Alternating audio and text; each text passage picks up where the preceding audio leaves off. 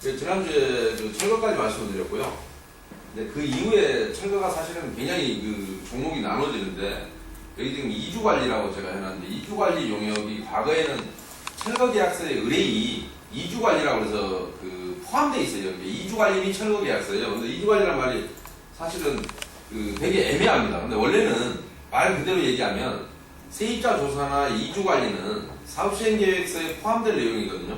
그러니까 주민 이주 대책, 이주 관리란 말은 없고, 주민 이주 대책은 사업시행계획서에 있다면 결국 사업시행계획서의 작성 업무는 도시정권 69조에 의해서 정비업체가 해야 될 일입니다. 그러니까 세입자가 어떻게 돼 있고 주민들 이주를 어떻게 해야 되고 하는 것은 이주 대책이라는 측면에서 보면 정비업체가 해야 되지만, 이주관리라는 이 희한한 이름이 탄생하게 된 게 이제 주로 무슨 일을 하는 거냐면, 사람들이 이사를 가기 시작하면 한 집안이 순차적으로 가기 때문에 공가가 발생한단 말입니다. 그러면 그 공가가 발생했을 때 대개 철거업체가 자기들 철거 계획을 세워야 되기 때문에 언제 이사하는 이 집은 철거 준비 작업을 위해서, 사실은 사전 작업을 위해서 대부분 과거에는 철거업체가 계약서에다가 이주관리라는 이름을 넣어서 가서 언제 이사 갈 것인지, 그리고 오늘 이사 간다고 만약에 얘기를 하면 수도 사업소에 전화하고 전기 한전에 전화하고 가스 사업소에 전화를 해서 그 밀린 고지서 그때까지 사용 요금을 내고, 왜 그쪽에서 지난 시간에 그 말씀드렸잖아요. 그쪽에서 다 뛰어간다고, 계량인들은 뛰어가고 무료로. 그렇기 때문에 거기에 관한 별도의 공사 용역비가 발생할 여지가 없는데, 그리고 이제 나머지 계량이 뛰어가고 난 뒤에 나머지 부착물에 대해서는 건물을 지을 때 일종의 그 부착물이었기 때문에 철거회사가 일괄 철거하는 것이지, 그것만 따로따로, 가스관만 따로 떼거나 수도관만 따로 떼거나 전기만 따로 철거하지 않는다고 말씀을 드렸고요. 그런데 이제 이주관리라는 이름으로 이 별도의 용역을 만들기 시작하면서 철거회사가 심지어는 자기가 철거계약을 했는데 자기가 자회사를 하나 만들어서 이미 철거계약서에 포함되어 있던 이주관리라는 이름을 따로 빼서 이주관리 용역이라는 걸 체결을 하고, 가서 이주관리라는 미명하에 소위 말해서 세입자들한테 뭐 빨리 이사 안 간다고 겁을 주기도 하고 협박을 하기도 하고, 더구나 또 버티면은 뭐 한 몇 푼을 더 줘서 자기가 받은 용역비에서 뭐 500만원 줄 테니까 뭐 빨리 비우세요 뭐 이런 식으로 한다든지 하는데, 이주관리는 엄격히 얘기하면 공가가 발생하기 시작하면서 순차적으로 이사를 가다 보니까 하지 말래도 누가 하게 되냐면, 사실은 철거업체에서 고철을 매입한 업자들이 있어요. 고철업자들이.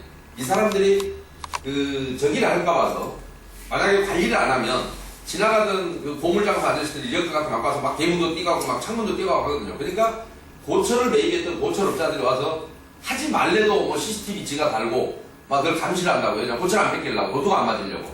사실상 어찌 보면 그런 업무가 이주관리일 텐데, 아까 정확하게 얘기하면 이사할 때 마지막으로 그 이사비를 받기 위해서는 별도로 업체를 선정해서 안 하더라도, 예를 들어 내가 만약에 조합원이다 하면 오늘 이사를 가면 각 조합별로 뭐 이사 비용을 별도로 100만원이나 200만원, 뭐 300만원 이렇게 책정을 해놔요. 많은 데는 뭐 1000만원 내놓고.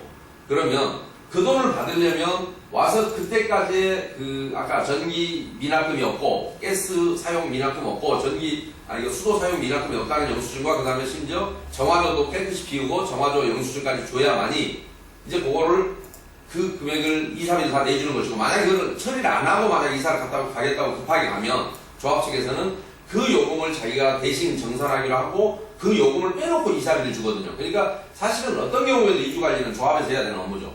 그렇지, 조합에 유급 직원들이 있고 하는데 굳이 외주 업체를 선정해서 할 이유가 없는데도 이주관리라는 이름으로 별도로 돈을 빼먹고 있고, 특히 옥수 13구역 같은 경우도 이미 철거회사가 이주관리 계약을 했는데 그 철거회사의 자회사를 통해서 11억 5천, 그래서 12억, 결국 부가세 포함해서 12억 6,500을 별도로 빼냈죠.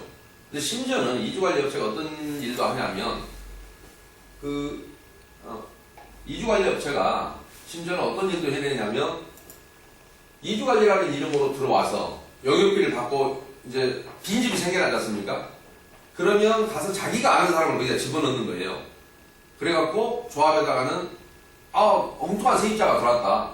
어떻게 보면 이주관리를 거꾸로 하는 거죠. 그런 것을 없애라고 이주관리가 있어야 되는데 거꾸로 사람을 집어넣고, 그래서 그 사람 다시 명도수송을 하면 시간이 많이 가지 않습니까? 그러니까 이주 촉진 용역이라는 걸 또 해서, 이주관리에다가도 이주 촉진이라는 말을 쓰는데 이주 촉진비, 이 사람 빨리 가게 하겠다는 거죠. 사실 법률적으로 대항력이 없는데 불구하고 이 사람한테 뭐 한 3천만 원 줘서 내보냅시다. 소송하려면 시간 걸리고 뭐 사업비 이자만 해도 이만큼 늘어나니까 뭐 이런 짓을 하기도 하고, 아무튼 별별 짓을 하는데 결국은 모두 조합원의 손해인 것이죠. 그래서 이주 관리라는 것도 이게 말도 안 되는 비용, 과거에 있지도 없었던 것들입니다. 새로 생겨난 종목들인데 그게 있고, 그 다음에 이제 범죄 예방 대책, 이거 좀만 올려봐 주시죠. 이거를 내용을 여기를 이거를 좀 위에 더 뭐 범죄 예방 대책이라고 해서 사실은 요즘 들어서 거의 모든 조합이 이 돈을 또 빼내고 있습니다. 근데 이게 이 범죄 예방 대책이 태동하게 된 계기가 그때 몇 년도입니다. 그 2011년도인가 2010년도인가요? 그때 그 유산의 김길태 사건. 이게 이제 재개발 지역에서 범죄가 노출돼 있다. 애들이 이래갖고 재개발 조합 내 공간과 일부 발생하면서 이제 벌어진 일이었기 때문에 그때 그 이후로 소위 말해서 재개발 지역에 범죄로부터 노출돼 있다. 재개발 지역이. 그래서 그 대책을 세우자 해서 나온 게 2012년 2월 1일자로 법이 개정이 됩니다. 이게 도시정 규모 30조인데요. 30조에 보면 4의 1을 신설을 해서 사업 시행 기간 동안에 정비구역 내에 가로등을 설치하고 폐쇄회로 텔레비전을 설치 등 범죄 예방 대책을 사업 시행 계획서를 수립할 때 포함해서 해라라고 한 겁니다. 그런데 이 정비구역의 범죄 예방이 그러면 주체가 누구겠느냐를 봐야 될 필요가 있는데, 조금만 올려주시죠. 이거 28조 이걸 잠깐 올려줘보세요. 네. 그러면 도시정법은 어떻게 되냐면, 자 28조 2항에 그러면 범죄 예방 대책은 일종의 대책만 수립한다는 것은 용역 계약을 하라는 의미가 아닙니다. 사업시행 계획서가 범죄 예방 대책을 수립을 했으면 그러면 그 주체가 누구일 것이냐를 볼 필요가 있죠. 그러면 도시정법 28조 2를 보면 정비구역의 범죄 예방은 시장군수는 28조 1항에 따른 사업시행 인가를 한 경우에 그 사실을 관할 경찰서장에게 통보하여야 하며, 왜 그러냐면 결국은 사업시행 인가를 해줬다는 얘기는 이때부터는 공가가 발생할 소지가 있단 말입니다. 사업시행 인가가 났기 때문에, 소위 건축허가가 났기 때문에 사람들이 이사 갈 수도 있다는 걸 전제로 한 거죠. 그래서 그 사실을 관할 경찰서에 통보해야 되고, 그러면 사업시행 인가 후에는 정비구역 내 주민 안전 등을 위하여 다음 각 보호 사항을 관할 지방경찰청장 또는 경찰서장에게 요청할 수 있다는 얘기입니다. 그러면 자, 첫 번째가 순찰 강화, 그 다음에 두 번째가 순찰 초소에 설치 등 범죄 예방을 위하여 필요한 시설의 설치 및 관리, 세 번째 그 밖의 주민의 안전을 위하여 필요하다고 인정하는 사항, 요게 2012년 2월 1일 신설이 됐던 조항입니다. 이게 범죄 예방 대책의 전부고, 그렇다면 범죄 예방 대책은 사업시행 계획서에 포함돼야 한다는 것이 용역업체를 범죄 예방하는 용역업체를 선정해라라고 하는 규정은 분명히 아닙니다. 그렇다면 범죄 예방의 주체는 누구냐면 경찰서장이나 관할경찰서장이나 지방경찰청장이 하라고 되어 있지 않습니까? 당연한 얘기죠. 왜냐하면 대한민국이 아직은 민생 치안 업무나 방범 업무를 민간 회사가 수행한 적은 없습니다. 물론 보안 장비를 판매하는 회사들이 보안 장비를 설치하고 거기에 외부인의 침입이 있거나 출동해서 관리하는 회사들이 있지만, 세콤이나 이런 회사들 있지 않습니까? 그렇다고 해서 걔들이 치안권을 직접 행사하거나 할 수가 없는 거예요. 범죄 예방 대책을 지가 동물 직접 검거하거나, 물론 현행법은 모든 국민이 체포할 수는 있지만, 그런 것이라서 우리나라가 아직까지 민생 치안이나 이 치안 업무에 대해서, 경찰 업무에 대해서 민간 회사에 위탁한 적이 없어서, 자율방범대라는 건 있지만 보수를 주고 무슨 방범을 하거나, 청원경찰법에 의해서 어느 기관이 청원경찰을 고용하는 것은 또 근거법이 따로 있지만, 개인 민간 회사에 갔다가 범죄 예방을 네가 해달라고 우리 지역에서 위탁하는 일은 세상에는 없었습니다. 지금까지 장비 관리하는 업체에다가 장비를 관리하면서 부수적으로 만약에 그 장비에 침입 흔적이 있다든가 하면은 경찰에 신고하게 한 적은 있지만, 그런데 이 규정을 놓고 마치 범죄 예방을 민간 회사가 해야 되는 것처럼 범죄 예방 대책비 밑도 끝도 없이, 그래서 이게 정말로 심각한 게 뭐냐면 한남상륙 같은 경우 이게 60억입니다. 그 다음에 하나오구역이 지금 35억인가 거기 잡혀 있었었죠. 근데 대부분 이걸로 해서 몇 억씩을 뽑아내고 있는데, 가서 보면 결국에는 여기서 되는 것은 아까 CCTV 설치, 이거 잠깐만 좀 내려보시죠. CCTV 설치 같은 경우도 제가 그때 조사를 해봤더니 하도 기가 막혀서 CCTV를 과연 몇 대나 설치하는 것이냐라고 여기 보면 가로등 폐쇄로 텔레비전 설치 있지 않습니까? 제가 시간 조사해본 바로는 CCTV는 예를 들어서 한 대당 일반 화질 같은 경우 카메라 하나에 한 6만원 정도 있었습니다.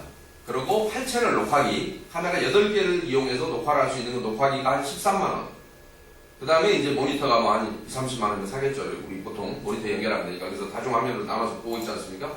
그런데 HD급 화질로 한다 하더라도 카메라가 제일 좋은 곳이 한 20만원 정도 수준, 그 다음에 8채널 녹화기가 한 40만원, 그리고 모니터만 한 20, 30만원 잡으면 결국은 CCTV 8대를 설치하는 데 들어가는 비용이 얼마였냐면 카메라 값만 최고급으로 160만 원. 그 다음에 40만 원이 녹화기 8채널짜리. 그러면 200만 원. 거기다가 뭐 모니터가 설사 50만 원을 주고 하나를 구입했다 하더라도 모니터 50만 원 하지 않지만 결국은 250만 원 정도는 8대를 설치할 수 있었기 때문에 한 CCTV 한 대당 평균 나오면 한 30만 원 정도 설치 비용이 됩니다. 그런데 60억을 잡았다. CCTV가 몇 대가 설치돼요? 20만 대인가요? 이쪽만 구했네. 그러니까 말이 안 되는, 결국은 범죄 예방 대책이라는 게 이 정도밖에 안 되는데 지금 각 조합에서 일어나고 있는 일들은 범죄 예방 대책비로 해서 엄청난 금액들을 지금 뽑아가고 있고, 이 범죄는 최소한 이 법령이 개정된 2012년 2월 1일 이후에 탄생했던 신종범죄입니다. 이런 것들이 또 있어요. 그래서 이제 또 올라가보시죠. 그래서 그게 지금 각 조합별로 되게 심각하다는 얘기고, 그 다음에 정비기반시설공사, 이거 참 문제입니다. 정비기반시설공사라는 이름으로 원래 시공계약서에 포함되어 있던 도로나 공원에 관한 공사비를 따로 빼내기 시작합니다. 이 지금 내일신문사가 속해 있는 돈이문 1구역도 지난번에 한번 같이 확인한 적이 있고요. 그러니까 돈이문 1구역에 만약에 예를 든다면 시공사와의 시공계약서에 보면 사업시행 인가 조건에 붙여진 모든 공사계약을 시공사가 하기로 되어 있는 거예요. 그래야 도급이죠. 안 그러고 여기서 일부러 공정을 떼낸다, 일부 항목을 떼낸다 그러면 그것을 도급공사라고 하지 않습니다. 공정별 공사여야 맞는 거죠. 일종의 단가계약인 거죠. 도급계약이 아니라. 그러니까 턴키로 한꺼번에 하는 걸 도급공사라 하기 때문에 당연히 우리 보통 도급공사계약을 체결하면 사업시행 인가 조건에 붙어있는 소위 건축허가서에 붙어있는 건축에 관련된 모든 것들은 시공사 하기로 대부분 그렇게 체결을 합니다. 그런데 어느 날부턴가 이게 2009년 이후입니다. 가장 최근에 사실은 이게 나오기 시작한 지 얼마 안 됐습니다. 모 기업이 모 토목회사를 인수하면서부터 나오기 시작한 것 같아요. 그런데 가격 사항이 대표적입니다. 근데 여기서 정비기반시설이라고 사실 얘기할 때는 도로도 포함되고요. 이 정비기반시설을 가지고 너무 많이 우려먹었기 때문에 여러분 정비기반시설이 뭔지 정도는 좀 알아봐야 됩니다. 자, 도로, 상하수도, 어디서 많이 들었던 거죠. 수도, 전기, 가스 따로 철거하는 것도 어쩌면 큰 의미에서 보면 한쪽에서는 지작물이라고 하고, 지작물이라는 의미는 철거할 때 지장이 되는 모든 물건은 지작물이 많기 때문에 지작물의 의미도 포함되지만 다른 말로 얘기하면 정비기반 시설이기도 하거든요.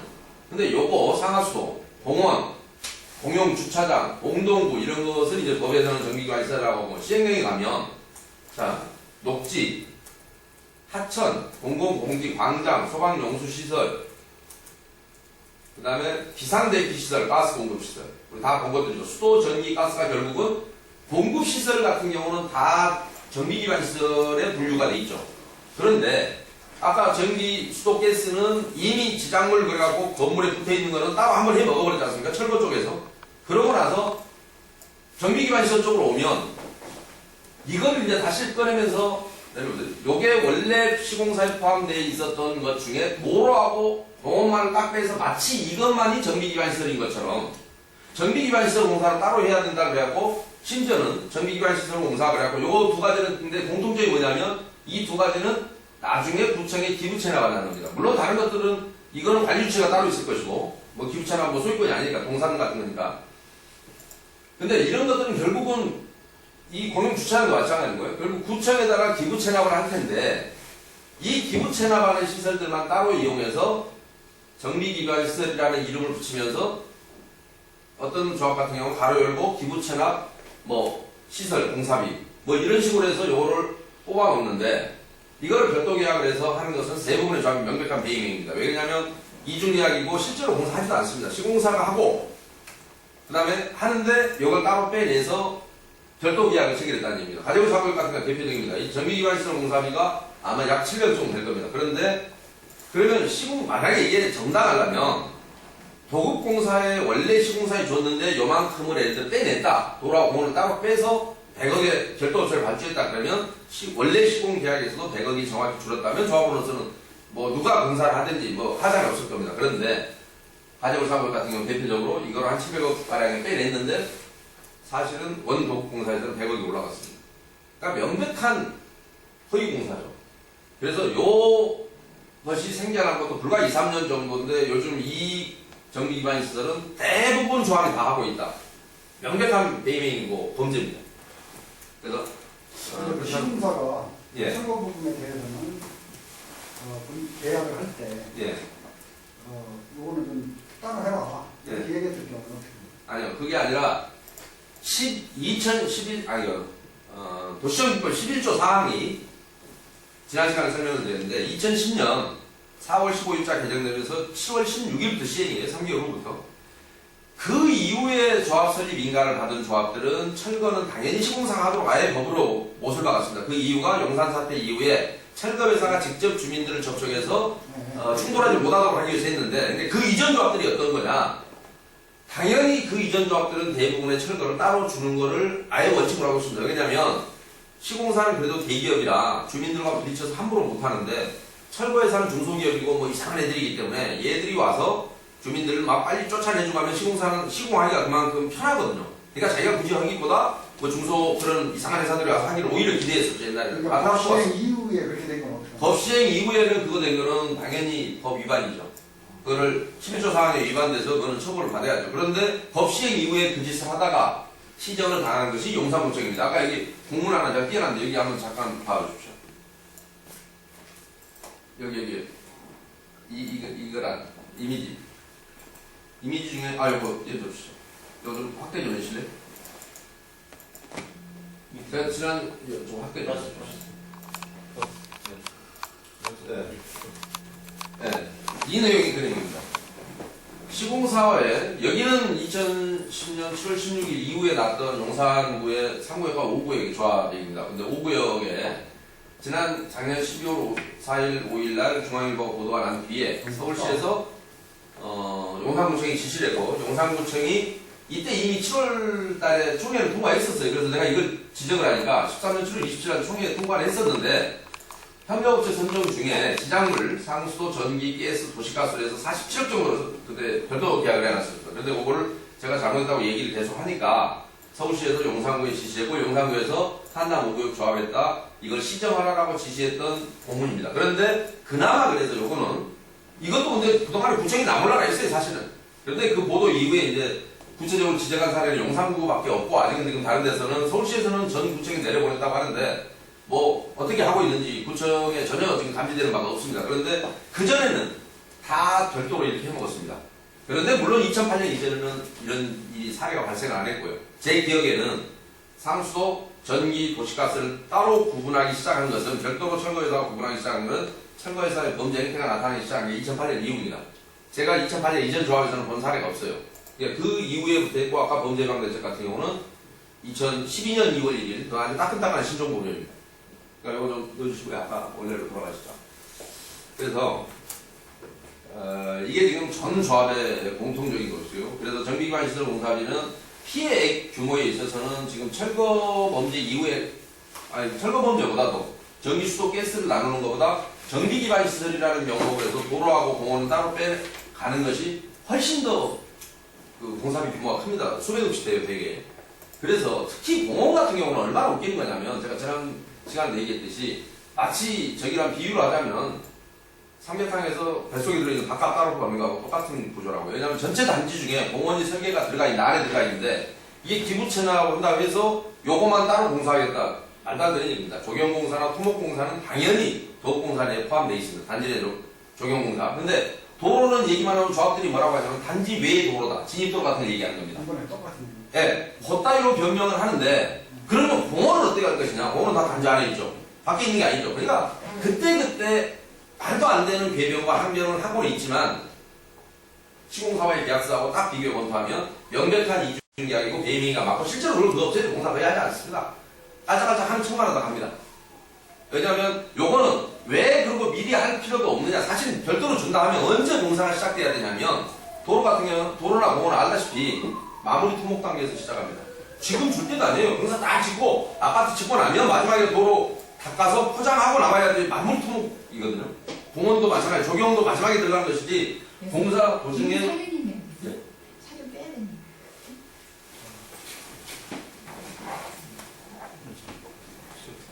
제가 갔다 올게요. 그래서 저기를 별도로 하지 않는다는 말씀드립니다. 그러니까 이거는 시공 계약서하고만 비교해봐도 금방 알 수 있는 점입니다. 누구든지 확인할 수 있습니다. 이 조합에서 만들어낸 항변들은 대부분 답변하는 게 뻔합니다.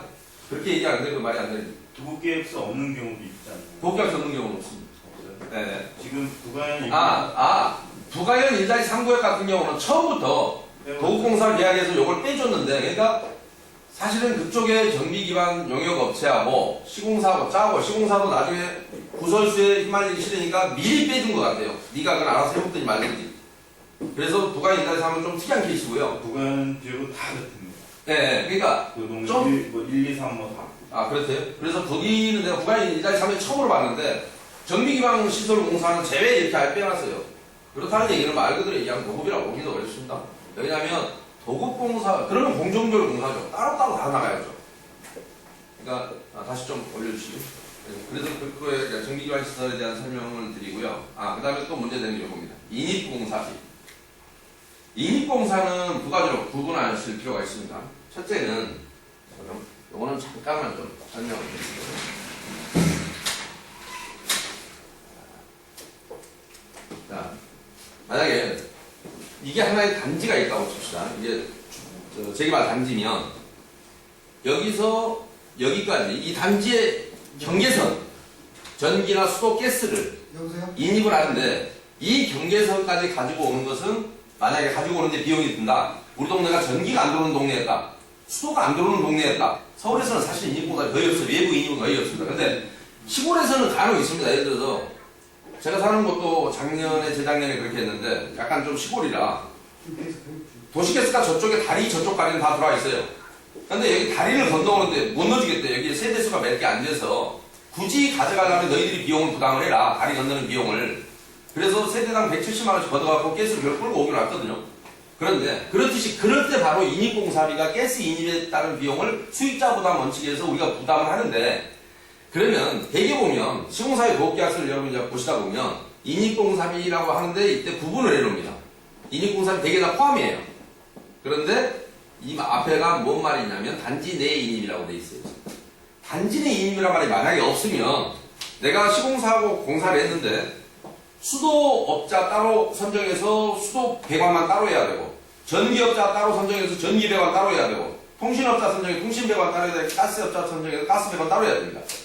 근데 그렇게 되면 굉장히 공사가 복잡해지죠. 도급공사를 주면 되게 자기가 알아서 전기도면, 뭐 통신도면, 뭐 가스도면 다 도면이 또 따로따로 있거든요. 그거 갖다가 소방도면도 있고, 그리고 그거 갖다가 알아서 자기 도급공사업자가 하도급을 줘서 하는 것이지, 인입공사를 별도로 하지 않는데 단지 외부 인입은 간혹 뭐 시골 같은데 택지 개발이나 할 때는 이게 부담되는 실제 종목은 맞습니다.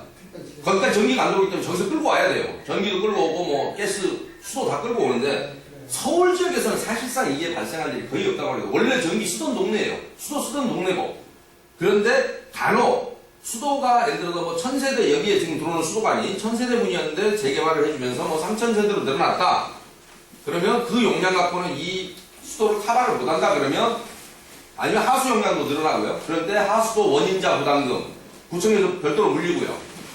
뭐 상수도 원인자 부담금, 상수도를 지금 허가를 내줌으로 해서 용량이 현재 용량이 작으니까 용량을 키워야 되겠다 했을 때는 원인자 부담금을 따로 받기도 합니다. 그러나 그거는 사업시행 인가조건이 다 있는 얘기고, 공사를 하면서 인입공사는 당연히 단지 내 인입은 시공사의 도급계약에 포함을 시키고, 단지 외의 인입은 대도시 같은 경우 특히 재개발 재건축 지역에서는 발생할 일이 거의 없다. 원인자 부담금은 간혹 늘어나는 경우가 있지만 요거는 부가 주체가 그냥 하면 되는 것이고요. 개인 업체를 선정할 일이 없는데, 이 인입공사비라는 명목으로 엄청난 돈들을 또 뽑아가는 게 요새 추세입니다. 그러니까 도대체 무슨 항목만 있으면 왜 그렇게 뽑아 제끼는지는 모르겠는데. 구청에다 물어보니까요. 네. 인공사비 되게 뭐 중심부터 많지 않습니까? 가스, 통신, 네. 뭐 수도, 뭐 전기까지 많은데, 원인자 부담으로 해서 구청에서 할 수도 있지만 시공사, 그러니까 시공사가 아니지 주체, 네. 조합에서 자기들이 하겠다면 뭐 마다하지 않는다 이렇게 이야기하는데. 물론 그렇게 그거는 원칙만 답변을 한 거고요. 실제로 제가 말씀드리는 것은 인입공사에 지금 제가 여러분 이거 구분하셔야 될 게 그거예요. 이 인입공사비의 내용을 보시라는 거예요. 단지 왜 인입이라고 보통 얘기를 해요. 자기들이 물어보면 내역서가 근데 하나도 없단 말입니다. 이 계약서를 보시면 특징이, 지금까지 내가 정비기반시설도 그렇고 범죄예방대책도 그렇고 다 마찬가지입니다. 앞으로 제가 설명드려야 될, 지금까지 설명했던 것과 앞으로 설명해야 될 모든 내용의 계약서는 최소한의 계약서는 제가 얘기했잖아요. 물량이 나와 있어야 되고 아니면 공사 같으면 시방서나 공사 구간 어떤 공사인지 내역이 있어야 한다고요. 내역이 없다는 얘기입니다. 그래놓고 물어보면 아까 그런 애매한 원칙적인 답변합니다. 원인자 부담금으로 부담하기도 하지만 뭐 자기들이 당연한 얘기입니다. 그건 원래 원칙은 아닙니다. 이 원인자 부담금이라는 것도 아니 돈 안 내고 누가 내? 내가 공사를 할게요라고 조합이 된다는 얘기죠. 조합과 용역업체가 계약을 한다는 얘기예요. 그러니까 아니요 원인자 부담금 5억이다 그러면 아니 내가 직접 공사업체 알아봤더니 3억이면 되는 거예요. 아 그럼 내가 하겠다고 하죠. 그쪽에서 하라고 하죠. 그런 의미를 얘기하는 것이고 제가 지금 말씀드린 허위공사비는 심지어는 단지 내 인입도 시공사와의 계약에 들어있는데 인입공사 업체를 별도로 해갖고 계약을 한다고요. 이중계약이고 그냥 빼돌린 돈이에요.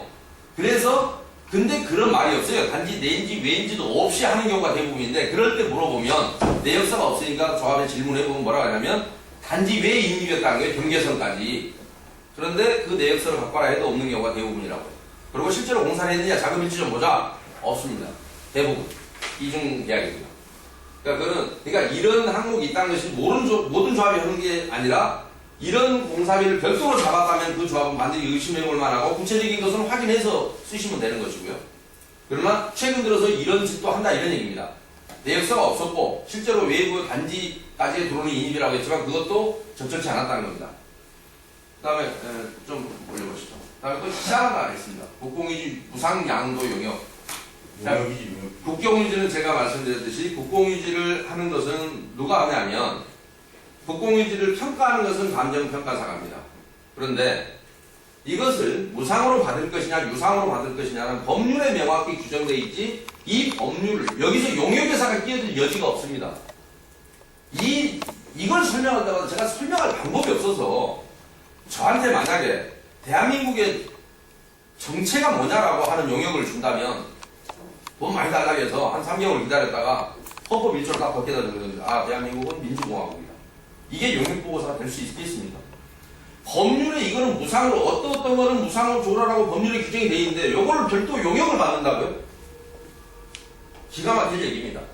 그런데 법률은요 도시정비 65조 2항에는 시장으로서 주택공사 등이 아닌 사업시행자 조합을 얘기합니다. 조합이 정비사업 시행으로 새로이 설치한 정비기반 시설은 그 시설을 관리할 국가 또는 지방단체에 무상으로 귀속되고 우리가 설치하는 거 무상으로 간다는 얘기입니다. 그러면 그 다음에 정비사업으로 시행으로 인하여 용도가 폐지되는 국가 또는 지방자치단체 소유의 정비기반시설은 그가 새로 설치할 정비기반 시설의 설치 비용에 상당하는 범위 안에서 사업시행자에게 무상으로 양도된다. 무슨 얘기냐면 내가 새로 설치될 시설이 100억이다 그러면 기존 국공유지를 100억까지는 무상으로 받으라는 얘기입니다. 그리고 여기에 관해서는 그동안에 판례들이 뭐냐면 강행 규정이라서 어떤 경우에도 조건이나 부과를 별도의 부과를 붙일 수 없다는 얘기입니다. 대부분의 일반은 아직까지는 판례가 그렇습니다. 그런데 이것을 시청은 유상으로 팔아먹고 이 규정을 안 지키는 게 우선 구청시청이 제일 안 지키고 문제는 구청시청이 안 지키다 보니까 사실 조합원들이 이럴 때 보면 되게 불쌍합니다. 왜냐하면 구청이 이거를 팔아먹지 말아야 될 걸 무상으로 팔아먹는 것도 웃기지만 그것을 구청한테 당하고 있는 것도 정비사업체고 왜냐하면 이걸 어디서 확정이 되냐면 좀 올려보시죠. 사업시행계획서를 작성할 때 이미 이 내용 중에는 이게 시행령 41조 2항입니다. 2항의 10호에 65조 1항 규정에 용도가 폐지된 정비기반시설 조서 및 범용과 정비사업에 새로이 설치된 정비기반시설 조서 및 범용을 하게 되어 있고요. 사업시행계획서 이미 들어가고 그 다음에 11호에 정비사업 시행으로 용도가 폐지되는 정비기반시설 조서 및 그 시설에 대한 이 이상의 감정평가서와 새로 설치할 정비시설의 조서 도면 및 그 설치 비용 계산서가 들어가게 되어 있고요. 그 다음에 사업시행자에게 무상으로 양도되는 국공유지 조서가 사업시행계획서에 딱 들어가 있기 때문에 그리고 사업시행계획서는 누가 만든다고요? 정비업체가 만든다고요. 그러니까 별도의 용역을 받을 놈이 와도 이미 사업시행 단계에서 다 정비사업체가 만든 사업시행계획서 속에 들어가 있기 때문에 용역물을 내놓고 싶어도 내놓을 게 없어요. 여기에 다 들어가 있단 말입니다. 그런데 이것을 용역을 해서 심지어는 어떤 정비사업체는 자기가 이 용역을 별도로 빼내기도 합니다. 그래갖고 심지어는 무상으로 예를 들면 우리가 예를 들어서 1,000억이 무상으로 왔다 그 기존의 국공유지가 그러면 그거의 10%를 뭐 달라든지 100억을 지가 먹는다든지 가만 앉아서 그냥 먹는 거예요. 왜냐하면 이거는 원래 법규에 강행 규정으로 돼 있기 때문에 이걸 강행 규정으로 대법원이 보고 있기 때문에 당연히 이 사업 시행 단계에서 이미 다 확정된 남이 누군가 만들어 놓은 걸 놓고 내가 했다라고 주장하는 거하고 똑같죠. 근데 그것은 지가 할 영역이 없었던 것이 법 규정상 이 영역을 수행했던 사람은 감정평가사나 이런 사람들이 따로 했던 것이지 자기가 한 일이 아니거든요. 또 그나마 그 기초작업마저도 안 했는데 결과물을 놓고 그 영역을 누군가의 허위사업비를 만들어서 홍은 12구역인가도 그래서 홍은 1구역인가요? 지난번에 지역신문에 났었죠. 이 양도 용역비가 뭐 7억인가 12억 나갔다고 났었고요. 근데 이런 조합은 한두 군데가 아닙니다. 요게 최근 들어서 국공유지 무상 양도를 하지 않고 구청이 팔아먹는 바람에 마치 무상 양도 대상은 법률에 명백히 정해져 있는데 구청이 팔아먹으니까 용역업체는 조합은 조합대로 별도 용역을 선정해서 자기가 억울하게 사온 그 저기마저도 억울하게 산 게 아니라 그 당연히 무상으로 받아야 할 걸 받은 것마저도 국공유지를 마치 무상 양도한 게 그 업체가 무슨 용역을 수행해서 그런 것처럼 글로 돈을 수십억씩 빼내는 경우가 허다하다 이런 얘기입니다. 허위사업입니다.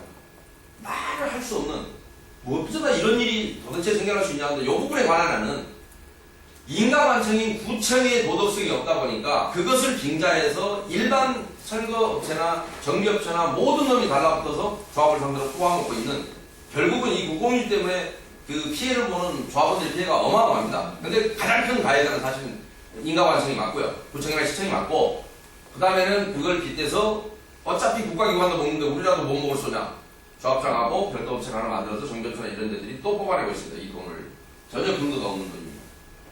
올려주십시오. 그 다음에요. 임대주택 가산 산출비 용역.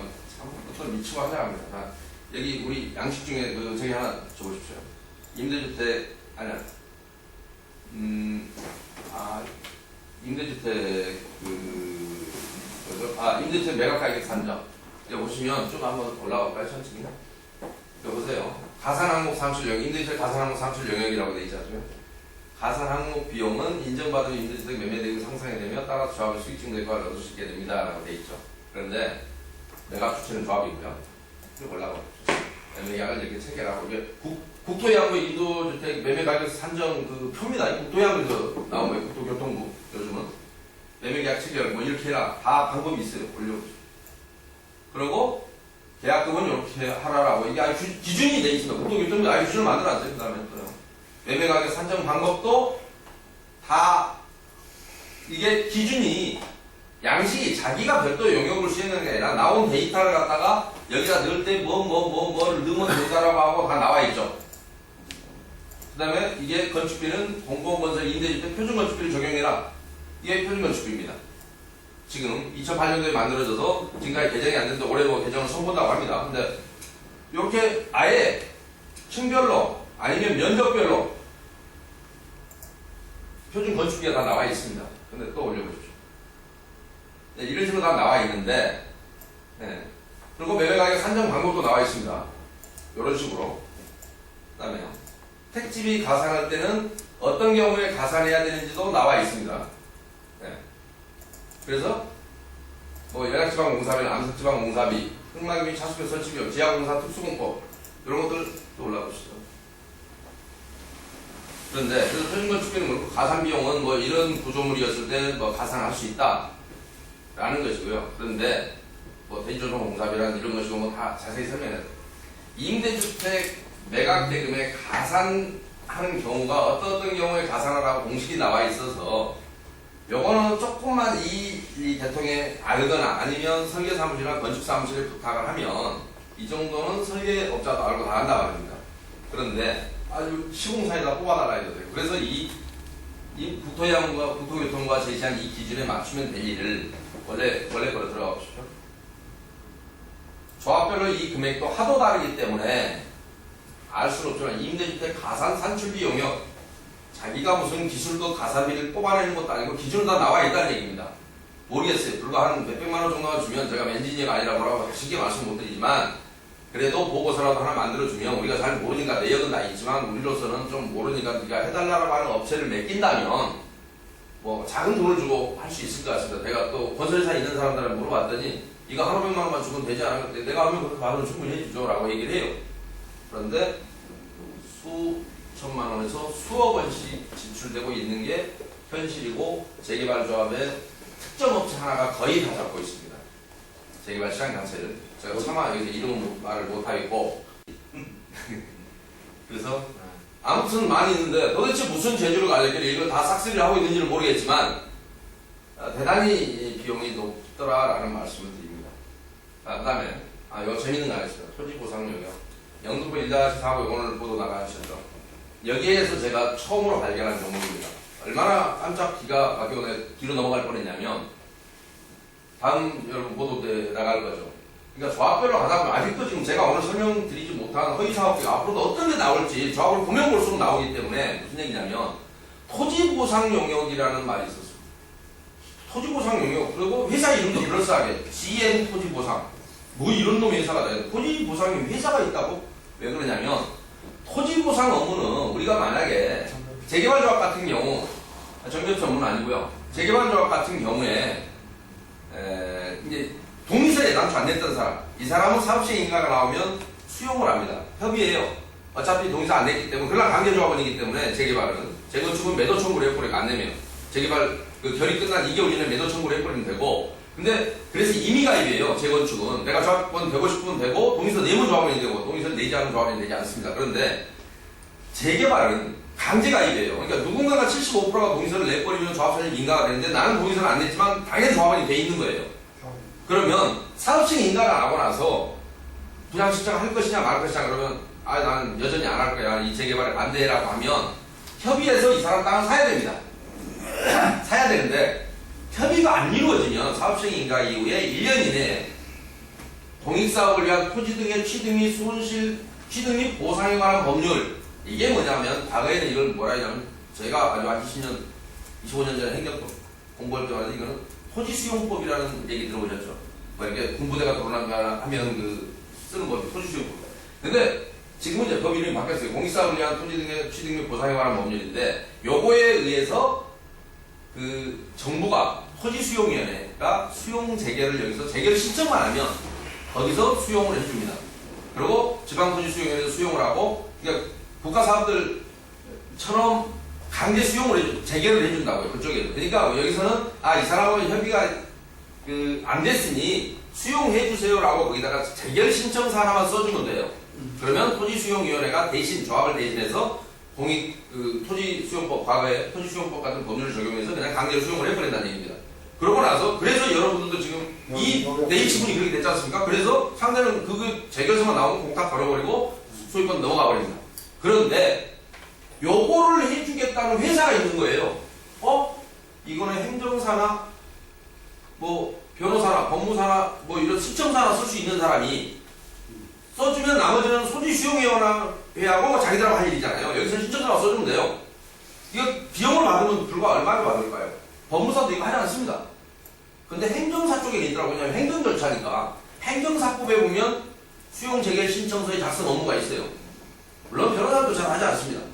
간단한 행정소식이라 출생신고 하듯이 이렇게 하나 써주고 요즘 행정대소소가 다 없어졌잖아요. 몇 사람부터 옛날에 시골 가면 있었지만.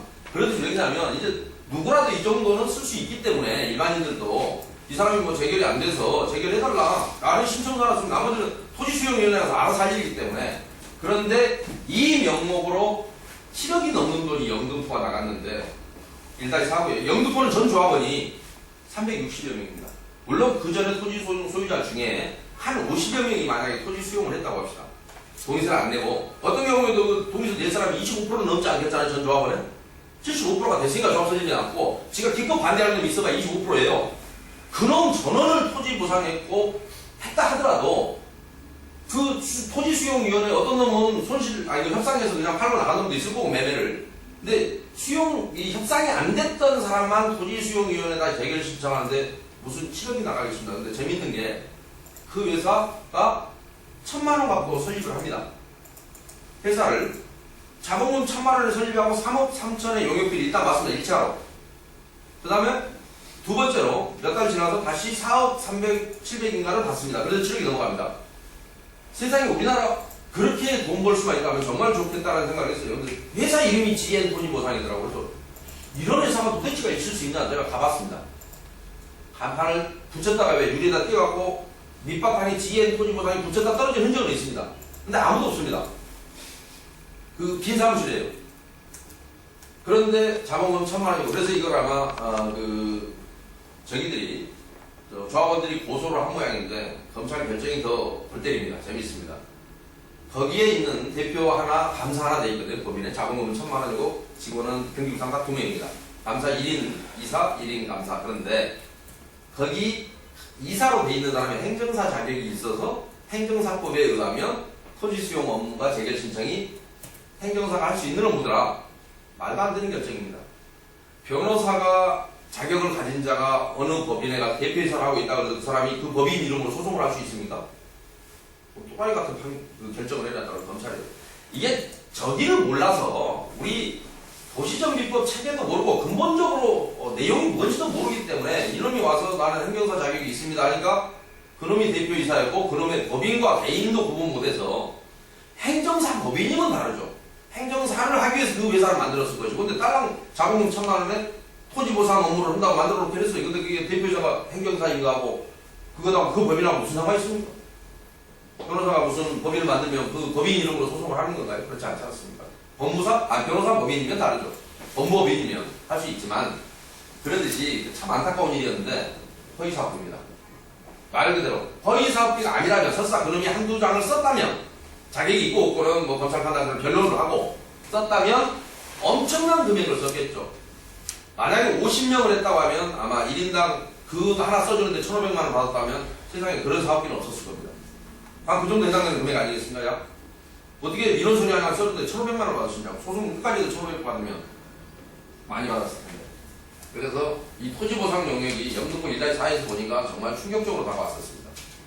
그래서 조합원들은 한심합니다. 이게 설명해줘도 잘 모릅니다. 그 다음에 또 잠깐 올라가시죠. 그 다음에 수해방지 대책, 재설대책, 재해방 대책 이게 다 비슷한 얘기입니다. 제가 이것도 최근에 이제 하다가 철거회사가 해먹을 게 없으니까 이 짓을 하는 걸 봤습니다. 수해방지 대책, 재설대책 그런가 하면 어디서는 또 재해방 대책 선구자가 어느 업체인지는 압니다만은 그 업체가 하기 시작하고 요즘 철거업체들이 다 이제 하고 있습니다. 이거 다 따라서 합니다. 무슨 얘기냐? 철거하고 수해방지가 무슨 문제가 있을까요? 사업시행 계획서의 일부 내용 중에 빗물 처리 계획이라는 게 있습니다. 만약에 공사 시행 도중에 폭우가 쏟아지고 나면 그 우수를 어떻게 처리해서 공사장의 안전을 보장할 것이냐가 하는 건 이제 철거하고는 상관없습니다. 그 지하 공차가 일어나고 할 때지 사람이 사는 동안에도 수해 예방 대책을 별도로 세운 일이 없는데 눈 오도 뭐 제설 대책을 세운 일이 없는데 제설 대책 물론 사람이 살 때 세워야죠. 사람이 다칠 수 있으니까 야마카시 뿌리 가지 않습니까? 길거리 아니 사람이 이주해서 사람이 집을 비웠는데 수해 예방지와 제설 대책을 세워야 할 게 있을까요? 사람 보호할 사람이 없는데 건물을 보호해야 되나요? 내일 모레 부셔야 되는데 설사 비가 오면 그 동네만 세워요? 이거는 비가 안 오더라도 철거 현장에서는 비산먼지를 방지하기 위해서 살수차가 일부러 동원이 됩니다. 비가 오면 철거는 더 좁죠.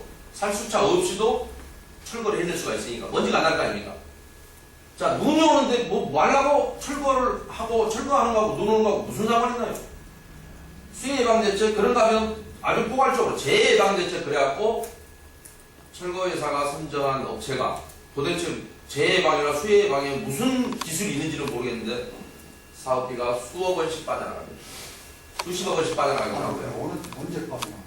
언제? 계약함과 동시에 언제? 계약은 아무데나 하면 가짜 계약이기 때문에 대부분 사업 시행 전에 하기도 하고 철거 시기 하기도 하고 심지어는 철거가 끝날 무렵에 근데 철거회사가 되게 여기에 대비해서 많이 그 허위 법인 하나 갖다 놓고 그러니까 제가 이런 회사들이 페파컴판이라고 하는 게 여러분 취재 과정에서 오신 이제 이날 보시면 그런 조합을 보시면 꼭 한번 현장에 찾아가면 그 회사 소재지 찾아보면 특이한 데 많습니다. 어디 관리사무실로 같이 쓰고 있는 데도 있고요. 딸랑 수십억의 회사를 했는데 책상 하나에 그 사람이 한 명 앉아 있는 데도 있고요. 조그만 오피스텔에 그야말로 페파컴판입니다. 그리고 작은 집행 내역을 보면 그 돈이 들어오자마자 법인이고 실제로 돈을 했다면 임금이든 뭐든 법인이기 때문에 장부를 맞춰야 되잖아요. 그런데 돈이 들어오는 날 한꺼번에 빠져나가는 걸 알 수 있습니다. 그래서 요거의 실주인 누구냐? 이걸 봐줘야 됩니다. 작년에 수도관 철거 그래 서부지검에서 작년에 그 뭐 조합 비리 수사한다고 몇 군 냈었죠. 그런데 참으로 안타깝고 제가 수사 기록은 제가 정확히 못 봅니다만은 못 봤기 때문에 뭐라고 말씀을 못 드리겠는데 수도관 철거를 해서 횡령 혐의를 잡았다고 발표가 돼 있더라고요. 신문 언론에 보니까 웃기는 얘기입니다. 만약에 제가 추정하기에는 수도 철거 아까 이런 회사나 마찬가지로 수도 철거라는 게 가짜라고 그랬지 않습니까? 철거 회사 원래 하고 따로 회사가 필요 없다고. 그런데 글로 들어온 돈을 당연히 그날 뺐겠죠. 그러니까 그 회사의 돈을 횡령했다라고 했는데 사실은 이 회사를 이용해서 조합돈을 횡령한 거죠. 그 이전에. 그리고 이거는 하나의 횡령하기 위한 수단으로 그 회사가 존재했을 뿐이죠. 그렇지 그 회사에 정당하게 들어올 돈이 들어왔으면 그 회사 돈을 하루에 뺀 것은 횡령이 맞을 겁니다. 피해자가 그 회사 법인이 맞을 거고. 그러니까 수사를 했는데 피해자 특정이 조합으로 되는 게 아니라 그 회사가 피해자로 만들어 놓으면 그 회사는 마치 정당한 공사를 가져갔고 그걸 빼간 행위가 비난 행위가 돼버리면 안 되고 그 회사를 이용해서 조합돈을 비정상적으로 빼냈다는 게 비난 대상이 돼야 되고 그게 문제가 돼야 한다는 얘기입니다. 이것도 다 마찬가지입니다. 앞으로 수사기관이 참으로 안타까운 게 이런 건데 모든 조합의 범죄 행위가 널려 있는데 이해 기준이 없어서 수사할 능력도 안 되고 이제 수사는 사실은 너무 쉽다는 얘기입니다. 기초조사를 한번 끝내면 모든 조합이 공통점이라서 단지 A라는 조합은 허위사업가가 10개였다 B라는 조합은 5개에 불과하다 이런 정도 차이는 있을 수 있습니다. 시골로 갈수록 허위사업들은 많지 않습니다. 서울에서는 엄청나게 뽑아먹고 특히 애당초 사업성이 좋았다고 돼 있는 조합에서는 그 규모가 되게 큽니다. 제가 항상 말씀드렸지만 그 다음에 요거 오늘 내가 이거 빼내다가 오늘 갑자기 생각이 나서 들어갈 것 같습니다. 세입자 조사 용역 한번 올려보시죠. 정말 희한합니다. 자, 사업시행계획서에 어떤 내용이냐면 사업시행계획 작성에 법규정에서 설명하십니다. 좀 올려보시고 사업시행계획서 이렇게 하지도 않고 있지만 이런 내용이 들어갑니다. 자, 세입자의 주도 및 이주대책 세입자를 이 양식을 뽑으려면 그리고 임시수용시설을 포함한 주민 이주대책 이런 것도 있지 않습니까? 그러면 세입자 조사는 미리 다 돼야 됩니다. 주민들 조사도 돼야 되고 세입자 조사도 돼야 되고 그게 사업시행계획서 중에 일환이에요. 근데 올려보시면 사업시행계획 작성은 그럼 누가 하는 것이냐? 법 69조 올려보십시오. 법 69조에 보면 정비사업 전문관리비 등록이라는 항목입니다. 여기 보면 조금 더 올려주시죠. 정비사업자는 이렇게 등록을 해야 한다라는 것이고 정비사업자가 하는 업무가 나와 있습니다. 밑에 사업성 검토 및 정비사업비 시행계획서의 작성 아까 주민이주대책이나 이런 걸 만들려면 세입자 대책 같은 걸 만들려면 지가 세입자를 조사를 해야 되잖아요. 부수적인 업무잖아요. 이걸 만들기 위한. 그런데 세입자 조사 영역도 별도 업체를 선정합니다. 그러니까 이 지금 조합에서 일어나고 있는 행태의 전반을 보면 정비업체가 정비사업체가 모든 정비사업을 대행하는 걸로 돼 있고 관리청계획서도 만들고 뭐 이런 설계자 시공자 선정에 관한 업무도 대행하고 뭐 사업청 인가 신청 업무도 대행하고 관리청계획 수립하고 뭐 다 하게 돼 있는데 실제로는 정비업체 하는 게 아무것도 없습니다. 심지어는 세입자 조사까지도 용역업체를 별도로 선정해요. 근데 여기에 그러면 무슨 자격이 필요하냐? 아무 자격이 필요 없습니다. 그러면 적정 용역 단가가 있느냐? 아무 의미 없습니다. 왜냐하면 조합별로 지 멋대로 뽑아냅니다. 예를 들어 세입자 하나를 조사하는데 뭐 단가가 뭐 예를 들어서 10,000원이 들어간다. 이런 기준은 있어야 될 거 아닙니까? 근데 그 기준이 없는 것이 이 조합은 사업성이 많다 그러면 많이 뽑아가고 사업성이 적다 그러면 적게 뽑아가고 그 차이가 있습니다. 그러니까 개발 이익이라는 거를 미리 조합원들이 계산하거나 이 시장의 질서 속에서 판단하는 건 아무 의미가 없어요. 용역회사가 스스로 판단해봐서 이 회사는 그 조합장을 둘러싸고 있는 조합장과 그 조합이 체결한 각종 용역회사나 정비업체들이 봐서 이 조합은 남는 게 많다. 많이 뽑아갈 뿐이고 남는 게 별로 없는 사업성이 없는 조합이다. 조금 뽑아갈 뿐입니다. 그러나 제가 맨 처음에 설명드린 뚝뚝 잘라가느냐 슬라이스를 쳐가느냐의 차이지 가짜로 뽑아가는 거 다 뽑아가니까 조합원은 어떻게 계산을 뽑아도 이놈들한테 당할 만큼 당해야 끝나지 이런 범죄에 대한 근본적인 문제나 대책이 수립이 안 되고 수사가 안 이루어지면 재개발에 관한 정책을 행정기관에서 설치하거나 아니면 뭐 만들어내거나 아니면 다른 데서 언론이 아무리 보도를 해도 안 바뀔 겁니다. 왜냐하면 이 명백한 범죄에 대한 수사가 이루어지지 않은 상태에서는 조합원 스스로는 이 돈을 찾아낼 방법이 없습니다. 회수할 방법도 없고 왜냐하면 계약 당사자는 나는 조합원은 법률상 그 돈을 부담한 주체이긴 하지만 계약의 당사자가 아니기 때문에 계약 상대방을 상대로 해서 직접 소를 제기하거나 이익을 구하지 못합니다. 그런 경우에 법원이 각하를 합니다. 그러니까 조합원은 정말 억울하지만 방법이 없습니다. 결국은 조합의 임원들이나 용역업체가 계약을 해서 함부로 뽑아낸 이 사업비를 뜯길 만큼 뜯기고 쫓겨날 것이냐 그냥 할 것이냐 외에는 아무런 적이 없는 것 같습니다. 잠깐만요. 그래서 그런 부분이 지금까지 대충 허위 사업비를 설명드렸고 그 다음에 제가 매번 간간히 설명드렸던 게 이 세무 비리 문제입니다. 철거하고 설계만 지난번에 잠깐 설명드렸지만 그거에 대해서 한번 저기만 한번 보여주십시오. 몇 번 국세청에 제 종목이 아니라 간단히 소개하랍니다. 국세청에서 질의에 실했던 요 법인세과 허가세가 요거만 한번 눌러주실래요? 철거 비리 할 때 가장 제가 문제가 되는 게 앞으로 철거 비리를 여러분이 다루거나 하실 때 사라지는 고철 얘기입니다. 그러니까 국세청에서는 어떻게 되냐면 국세청에 이게 그 질의답변했던 문서를 제가 가져왔습니다. 건물 철거 시 발생한 부산물 매각 금액이 철거 비용을 초과하는 경우 토지의 취득 가액 산정 방법 되어 있죠. 무슨 얘기냐면 건물 철거 시에 발생한 부산물이 철거 비용을 초과하면 부산물 매각 금액이 그러면 요거를 공제를 이 철거 건물의 부산물 판매 수익을 차감한 잔액을 당해 토지에 대한 자본적 지출을 하는 것이다. 무슨 얘기냐면 내가 철거를 예를 들어서 100원에 예를 들어서 수주를 받았습니다. 철거 계약을. 그런데 내가 여기서 철거 시 발생한 부산물이 예를 들어 60원이 나왔어요. 그러면 60원을 공제하고 40원만 60원은 내가 수입이 또 있었지 않습니까? 그러면 이 사람은 결국은 40원에 대한 것만 저쪽에 지급을 해야 된다는 얘기입니다. 요거를 반드시 같이 그러니까 법인이 기존 건물과 토지를 일괄 취득해서 새로운 건물을 신축하기 위하여 기존 건물을 사용하지 않고 철거하는 경우 철거하는 면적의 취득가액과 철거 관련 비용에서 철거 건물의 부산물 판매 수익을 차감한 잔액을 당해 토지에 대한 자본적 지출로 해라라는 얘기는 무슨 얘기냐면 건물 발생 수익만큼은 빼고 네 수입이 또 생겼으니까 나머지만 토지 매입대금에 집어넣으라는 얘기 아닙니까? 지출로 잡아주라는. 그런데 지금 조합에서 하고 있는 모든 계약은 고철 수입이 하나도 없습니다. 다 철거회사에서 그냥 줍니다. 그 수익이 사실은 대단히 큽니다.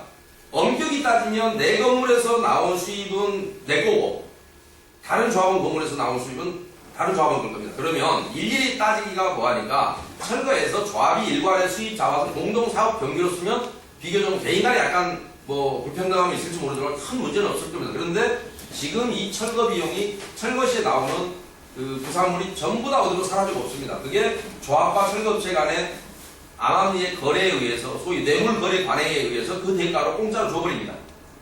그러고 철거회사에서는 그러면 개라도 팔아먹은 흔적이 있어야 되는데 다도 거의 다 그 철거회사에서도 각 보물상에다 일부러 태가 안 되게 한꺼번에 보물상에 주지 않습니다. 한 1억 단위로 20억이 나왔다니 20개 보물상에다가 현찰로 받고 이렇게 넘기고 세무자료를 전혀 남기지 않습니다.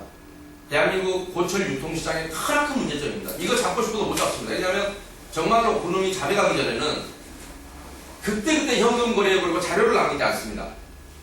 일체 고철시장에 그래서 제가 하도 궁금해서 보물상을 애들한테 물어봤어요.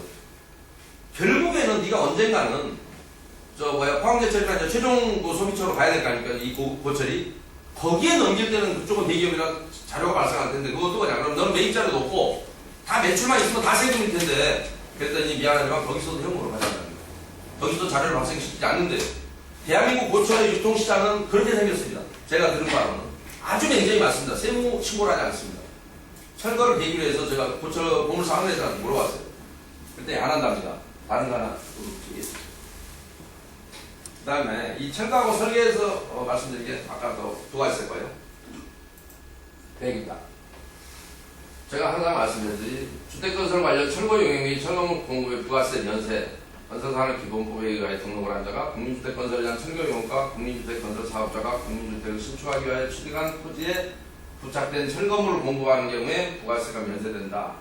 그때 제가 국민주택 규모 이하나 국민주택 규모 이상 그리고 조합원물은 비과세고요 당연히. 그래서 국민주택 규모 이상만 부가세가 부과되는데 실제로 거의 모든 철거 계약이나 설계도 마찬가지입니다. 설계 계약에서 조합들은 부가세를 어김없이 10% 철거업체가 가져가고 그러니까 철거업체 하나에서 일어나는 비리가 생각보다 굉장히 큽니다. 부가세도 가져가지 말아야 될 걸 가져가고, 그 다음에 저기는 저기대로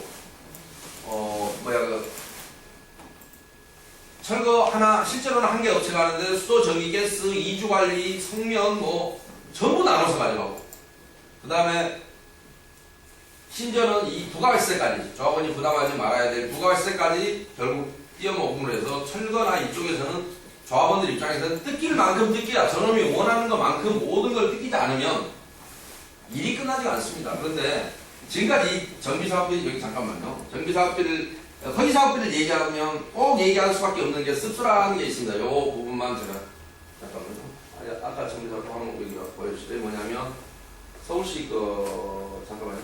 서울시 뭐냐면, 요거요. 55개 항목 영업이 산출 등 나옵니다. 제가 서울시 클린업 시스템을 설계를 할 때 전기업체가 관여를 했다고 했습니다. 자기들이 그렇게 얘기를 했기 때문에 전기업체 자문을 받아냈습니다. 미친놈들이죠. 그런데 여기 보시면 지금 제가 아까 허위사업비라고 설명했던 게 놀랍게도 여기에 서울시에 55개 사업비 항목들의 상당 부분 들어가 있습니다. 이게 환장한 일이죠. 그러니까 조합원 입장에서는 이게 당연히 있는 줄 알아요. 지금 추정분담금 프로그램을 할 때도 여기다 집어넣고 돌립니다. 그러면 일반 도대체가 서울시를 누가 움직이는가를 봐야 돼요. 이게 서울시가 지방은 아예 이런 거조차도 없으니까 장난을 칠래도 어떤 기준이 없어서 제가 일반 시행자들, 그러니까 이런 조합이 아닌 일반 사업 시행하는 사람들한테 가면 사업비 항목이 한 30개 내외입니다. 다 잡아봐야 여기는 55개나 있어요. 아까 보면 사업비 추정 항목이 55개입니다. 2012년도에 가는 53개였다 또 어디서 2개를 빌렸는데 또 늘렸습니다. 그런데 여기 보시면 측량비 뭐 이런 거 다 그렇다 치고 문화조합이 뭐 그렇다 칩시다. 쭉 가면 내려가고요. 그 클린업 시스템에 제시하는 건가요? 예. 클린업 시스템에 올라와 있습니다. 자 보십시오. 실제 공사는 대지조성 공사 거의 일어나지 않습니다. 이것 때문에 왜 안 일어나냐?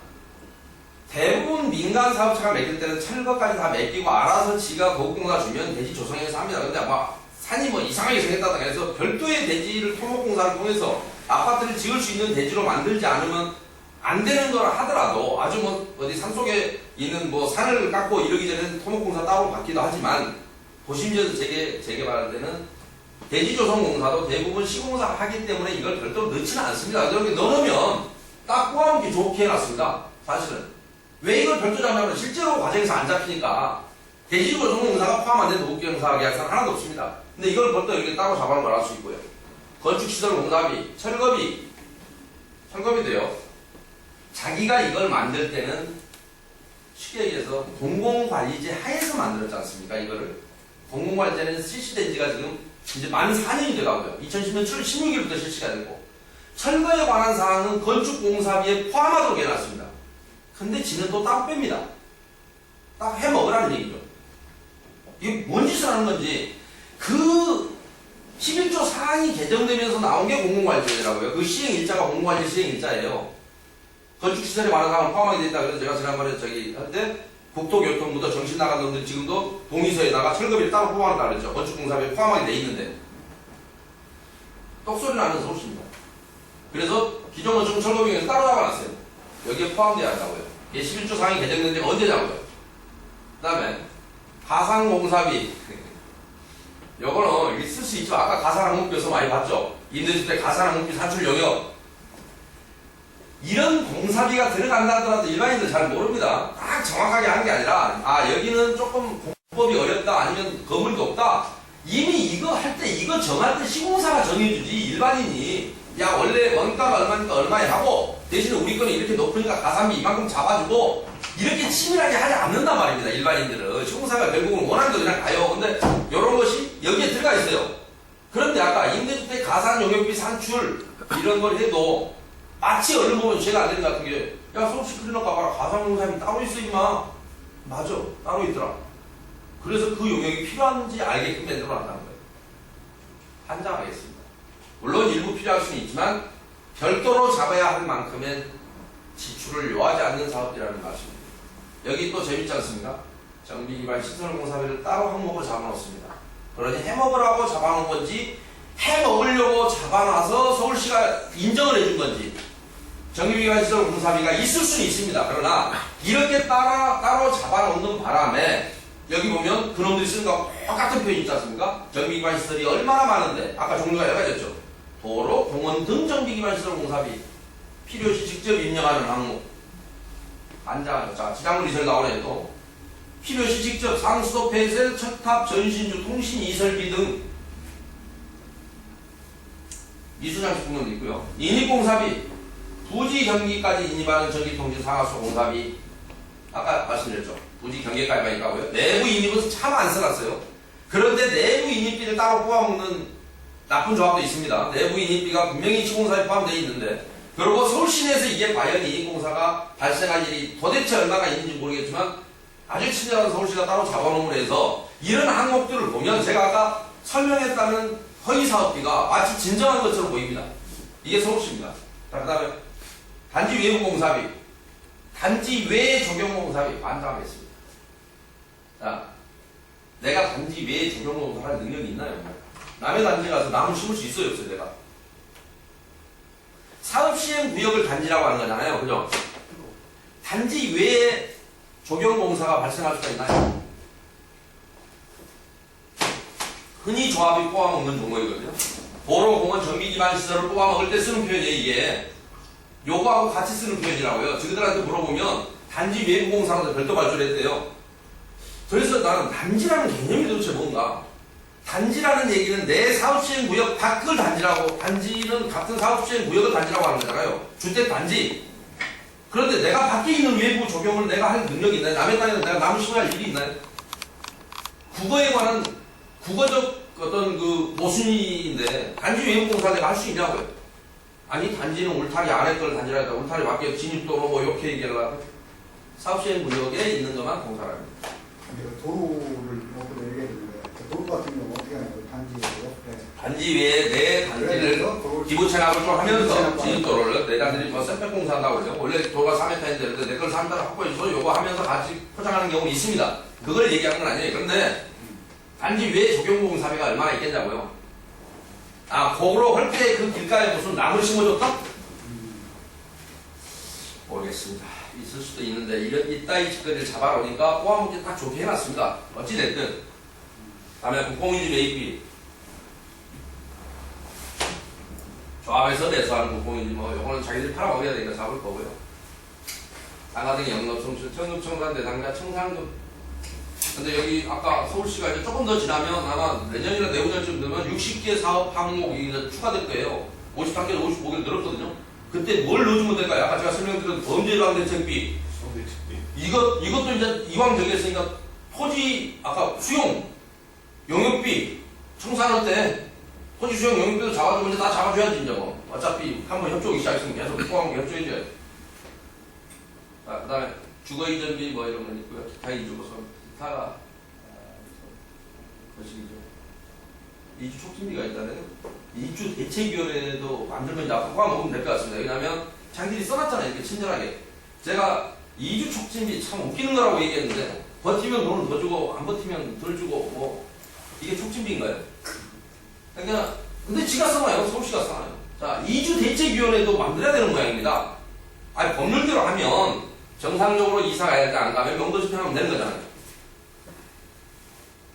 수용 재결해서 등기 이전하고 명도 집행하면 될 일인데 이주 대책위원회가 필요한 모양입니다. 아, 더 재밌네요. 위탁 수수료 이주 관리를 시킬 수도 있겠네요. 요거 보니까. 그죠? 요거를 이주하는데 보상인데 위탁을 따놈한테 시킬 수도 있다. 사람 쫓아내는 위탁을 따놈한테 시켜라. 아, 이것이 이주 관리네요. 보니까. 서울시가 하라고 해네요. 이게 될 짓이냐고요. 제가 서울시 너무 욕해서 사실 저희한테 아니 하는 짓을 보면요. 그러니까 이거를 정비업체가 설계했기 때문에 이런 겁니다. 추진형 운영비 뭐 이건 나고요. 신탁등기 신탁등기 이것도 사람 돌아버립니다. 이 신탁등기는 의미가 없습니다. 지금 도시정비법이 시행된 지가 2003년 7월 1일이면 10년이 넘었습니다. 11년째입니다. 신탁등기는 없는데 정신나간 서울시가 신탁등기 비용이 있답니다. 신탁등기는 그전에 주택건설촉진법 시절에 재건축조합 같은 경우에 주택 시공자와 조합을 공동사업시행자로 봤습니다. 그래서 그때 공동 시행자인 규정은 법률 규정은 없었지만 시공사 측에서 뭘 요구했냐? 조합 네 앞으로 전 조합원의 토지를 신탁을 해놔. 그래야 내가 너랑 믿고 사업을 할 수 있어라고 해서 공동 시행자였으니까 그 시절에 신탁 등기를 의뢰인이 요구했는데 지금 신탁 등기가 이루어지고 있습니다. 이것이 어디에서 재건축 조합은 정관을 계속 안 바꿔서 그게 왜 생겨난지도 모르고 도시정비법이 발생한 지가 벌써 11년이 됐는데도 재건축 조합에서는 여전히 신탁 등기를 정관에다 규정하고 있어요. 그렇게 해야 되는 줄 알고 왜 그게 생겨난지 원인도 모르고 근데 신탁 등기라면 어떤 유형이 있느냐? 조합이 불법으로 운영됐을 때 지금 조합원 땅은 경매는 되지 않습니다. 조합원이 각자 갖고 있거든요. 조합은 따로 있고 조합원이 그나마 토지 등기를 다 쥐고 있어요. 이제 건물 몇 시간이니까 다 지어버리니까. 근데 조합으로 신탁을 해놓으면요. 조합과 시공사 사이 분쟁이 있거나 영역적 분쟁이 있으면 경매로 넘어가 버릴 수 있습니다. 전 재산이. 그래서 이건 절대 만들면 안 됩니다. 조합의 불법행위에 대해서 조합원이 잘못하면 책임지는 경우가 생겨요. 그런데 재밌습니다. 국내 최대 단지인 가락시형이 재건축이지 않습니까? 여기 신탁 등기를 하게끔 정관이 규정해놨는데 이게 언제 허락이냐? 사업시행 인가하고 나서 신탁을 하게끔 돼 있습니다. 그러다 보니까 요 정관 규정으로 법과 다른 판결이 막 일어납니다. 가락시형 가면. 정관에는 신탁 등기를 하게 돼 있으니까 법률은 어떻게 돼 있냐면 49조 6항에 그래서 관리처분 계획의 인가가 나기 전에는 내 건물에 대한 사용 수익권이 여전히 있습니다. 관리처분 계획 인가가 나야만이 더 이상 내가 갖고 있는 종전 건축물에 대해서는 사용 수익할 권한이 없는데 가락시형 아파트 가면 이 바보들이 신탁 등기를 언제냐 사업시행 인가를 하면 신탁 등기를 하도록 해놨어요. 사업시행 인가하고 관청관은 한참 있어야 되거든요. 그러니까 신탁 등기 이 규정 때문에 정관에 있는 규정 때문에 법을 무시하고 동부지방법원이 막 명도 판결을 해줘요. 아직 이사갈 때 갔는데 신탁도 하게 했고 명도도 하고 만약에 가락시장에서 지금 문제가 터지면 조합원 재산 다 나가는 겁니다. 지금 벌써 문제가 터졌어요. 여기가 아무리 설명해도 조합원들 못 알아채먹습니다. 왜냐하면 제일 국내 큰 조합인데 지금 문제가 붙었어요. 여기가 더구나 법원에서 이걸 근거로 이상한 판결이 나고 있는데도 여기가 정관이 어떻게 보면 법보다 우선한 판결이 지금 나오고 있어요. 가락시장에서 그걸 설명해줘 조합원들이 알았을 정도로 들으려고 하지 않더라고요. 이거 정말 바꿔야 돼. 이거 정말 못 쓴다. 더구나 그 조합은 조합장의 임기를 종신제로 해놨습니다. 죽기 전에는 그 사람이 끝까지 조합장입니다. 재밌는 조합입니다. 국내 최대 조합이 그렇게 생겼어요. 그러니 이런 나쁜 조합과 조합장 종신제 때문에 가락시형은 방법이 없어요. 나중에 조합이 불법행위로 인해서 경매 집행이 들어와도 조합원들 재산 다 날아가도 거기를 지킬 방법이 없습니다. 왜냐하면 소유권이 신탁으로 조합으로 넘어가면 설사 조합이 횡령을 해도 조합이 임원이 횡령을 해도 막을 방법이 없고 뭐해도 막을 방법이 없습니다. 그러나 지금 도시정비법에서는 바로 조합으로 등기가 가지 않고 본인이 들고 있다가 사업이 완료된 뒤에 다시 그냥 조합원 본인 아니면 일반 부장 찢어지게 되어 있기 때문에 과거에는 마지막 사업 끝나고 등기를 한번 보존 등기를 할 때 조합으로 왔다가 다시 갈라졌거든요. 지금은 조합을 해서 조합으로 바로 갑니다. 조합을 해서 일반 부장자로 바로 가고 그게 정비사업에 의한 등기 방법인데 이 정신나간 서울시는 신탁 등기를 하라고 신탁 등기를 잡아놨습니다. 환장할 일입니다. 법률은 보호하고자 하나 서울시가 보호를 하지 않는 거죠. 그다음에 소송 비용 뭐 이런 거 회계감사 기타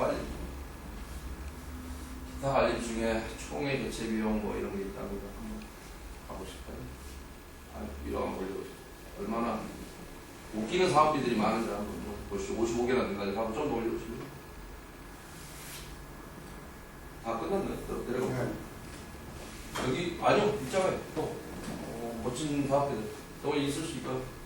정비사업 전문관리 영역 포함 관리처분 계획 영역 포함해놨는데 이거 왜 쓰는지 모르겠어요. 법에 다 있는데 지금 왜 써요? 왜냐면 그 전에 이것도 안 하고 먹으려 했던 모양이죠. 참 골 때립니다. 근데 문제는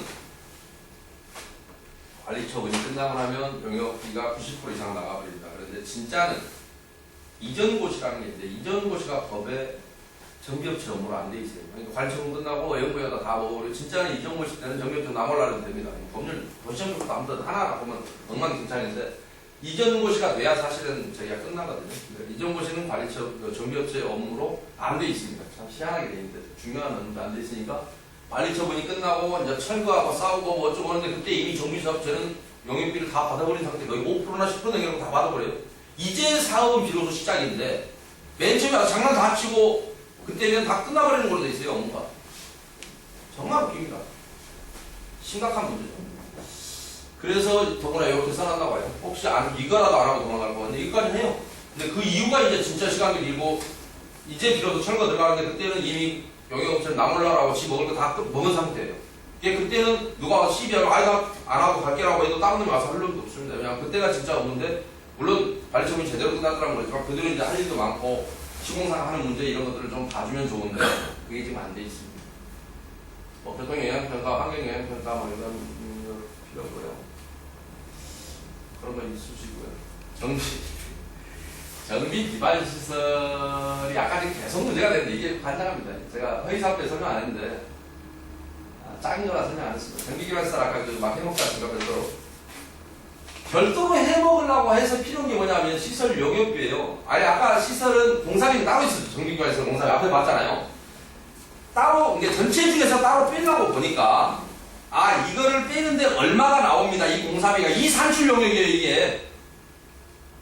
이게 누군가에게 허위로 빼주려면 원래는 시공사에 포함되어 있으니까 이런 용역들이 필요 없다고요. 원래 설계에 포함되어 있으니까 이 별도로 설계를 할 이유가 없어요. 그런데 이걸 먹기에 도와주려면 요 용역비마저 따로 빼줘야 되는 거예요. 환장합니다. 그러나 연결이. 예, 이것을 용역비라고 정비기반에서 산출 용역 미리 따로 뺄 용역까지도 따로 비용에 감안하고 있다는 얘기입니다. 너무너무 속이 상해서 이거 보고 있으면 자, 그 다음에 안전지사 용역은 재건축에 와 있습니다. 자, 기타 용역이 또 거시기가 있네. 소음진동평가, 친환경 용역, 뭐 이런 건 그렇다고 상수업. 기타 용역이 또 다시 상수업 폐쇄 관리는 또 왜 나옵니까? 아까 있더만. 여기다 또 넣어놨어, 이 정신 나간 사람들이. 그 다음에 더 재밌는 게 하나 있어요. 잠깐만요. 상수업 폐쇄 용역만큼 재밌는 게 이게 서울시입니다. 잘 봅시다. 제가 서울시가 클린업 시스템 만들었을 때 유일한 공로가 있다면 조합을 상대로 홈페이지 만들어 팔아먹던 놈이 있는데 그건 망하게 한 거라고 그랬잖아요. 왜냐하면 서울시 조례에 의해서 모든 서울시는 클린업 시스템을 공개하게 돼 있어요. 별도의 홈페이지를 못 만들어. 그런데 여기다가 홈페이지 제작 용역비 따로 잡아놨네요. 지가 무료로 준다니까요. 그리고 거기다 안 하면 위반이에요. 이런 것을 넣고 그러니 이것도 잡으면 돼요. 서울시가 잡으라고 돼 있는데 사업 잡지 뭐 까짓 거 꼬아먹을 때 하나하나 보자니 참 정비계획 용역비, 정비구역 지정 및 정비계획 수립 용역비 대부분 지가 지정합니다. 근데 이것도 따로 잡아놓는 얘기할 필요도 없네. 방해교통시설 부담, 학교용지 부담금은 배고 있습니다. 근데 학교용지 부담금을 하나만 더 쓰면 어느 이렇게 학교용지 부담금은 뭐 전체 일반 분양 공사비 곱하기 0.8%가 이렇게 맞거든요. 이렇게 잡아놓으니까 어느 조합에 가면 기부 체납을 5,500제곱미터를 했어요. 그러면 그게 금액으로는 약 360억어치 땅값이 학교 용지로 이미 기부 체납을 했어요. 근데 기부 체납한 경우에는 근데 0.8%를 잡으면 56억 정도 있긴 한데 약. 근데 기부 체납은 따로 기부 체납대로 하고 요렇게 해놓으니까 설명이 없이 이렇게 해놓으니까 학교용지 부담금을 또 56억 또 별도로 잡아놨어요.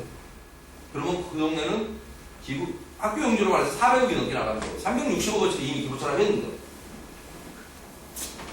그렇게 해놔도 조합은 모릅니다. 그렇게 하고 있는 것이 정비업체예요.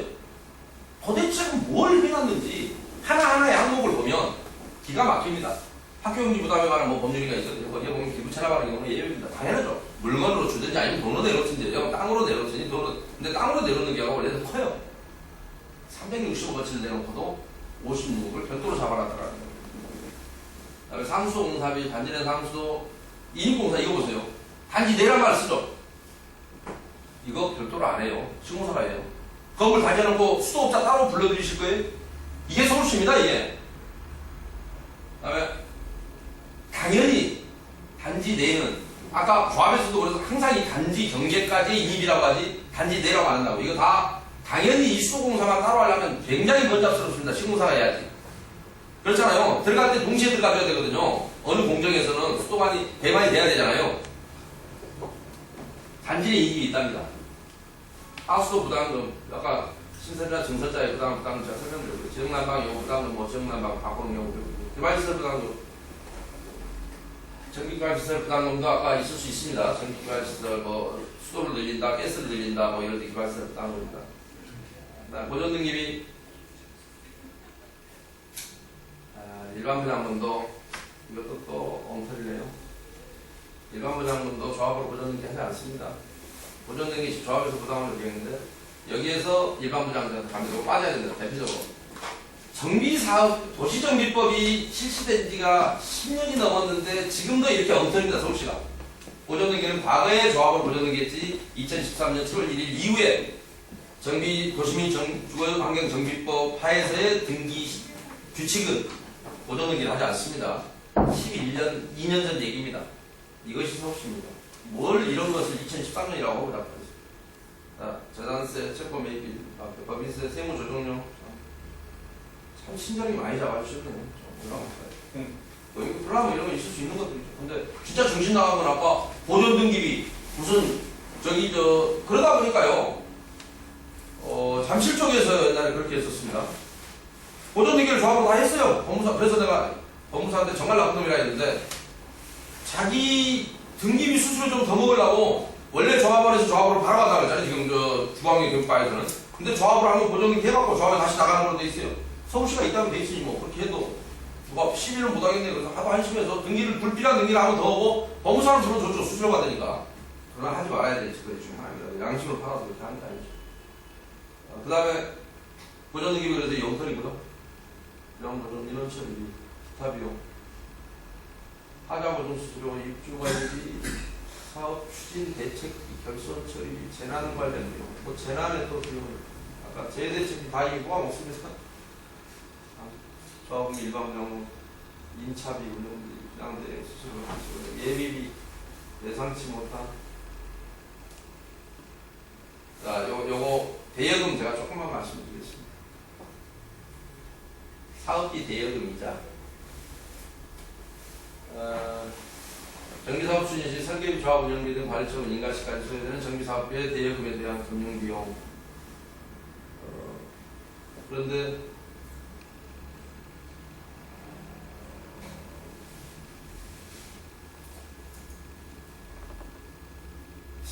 진짜 웃기는 얘기가 여기 또 서울시에 또 나옵니다.